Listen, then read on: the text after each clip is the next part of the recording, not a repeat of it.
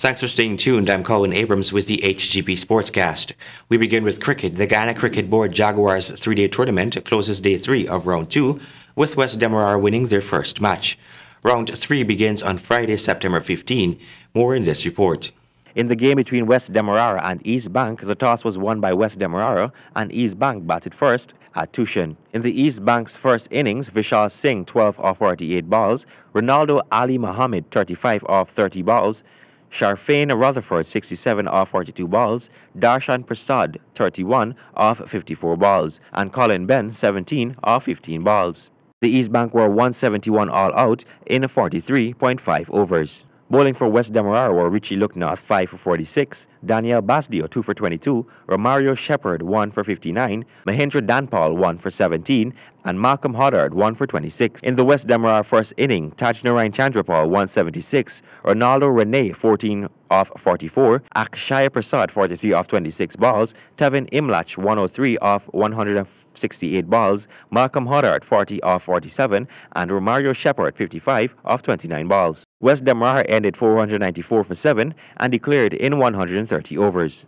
Bowling for East Bank, Ronaldo Ali Muhammad 2 for 76, Darshan Prasad 2 for 101, and Totaram Bisham 2 for 79.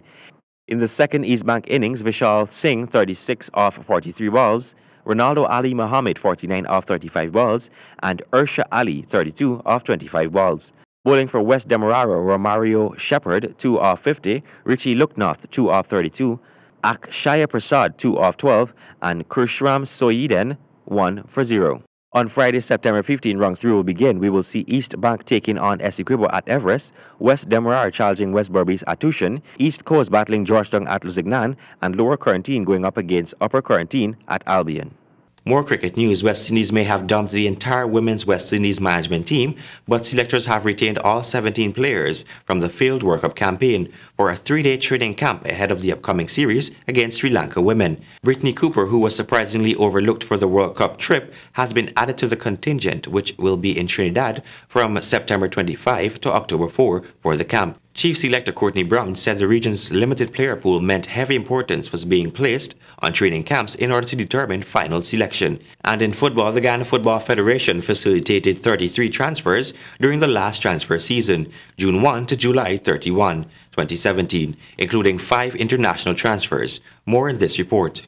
Among the international transfers were Lloyd Matthew and Denzel Crawford from the Grenades Football Club of Antigua and Barbuda to Grove High Tech Football Club. Murillo Barbosa from Slingers Football Club to Caledonia AIA Football Club of Trinidad and Tobago. Colwyn Adams from Caledonia AIA to Slingers Football Club, and Ralph Paris from Georgetown Football Club to Caledonia AIA. The period saw 23 players transferred out of elite league clubs and 6 players transferred into these clubs.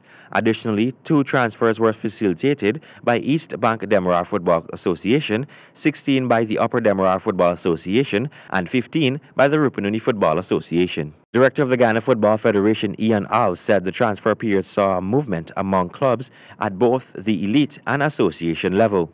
The 2017 pre-season transfer period reflected the usual trend of the late rush by clubs and players to complete transfers at last minute, notwithstanding the notice being given at the very early stages of the 2-month transfer window. He further stated there is a greater number of transfers to and from elite league clubs as compared to the number of transfers between regional member associations. Taking the face value, the transfers conducted should foster a more competitive climate amongst the clubs for the upcoming season, which the football fraternity is looking forward to. The transfers enable the respective clubs to prepare for the tournaments nationwide, which is scheduled to commence in the latter half of the year. Internationally in basketball, LA Lakers to retire number 8 and 24 jerseys of 5-time NBA champion Kobe Bryant at the end of the year.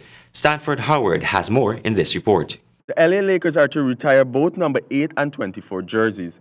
Bryant, 39, retired in April 2016 after a 20-year career with the Lakers. He finished as the Lakers' all-time point scorer and third on the NBA's all-time list with 33,643 points.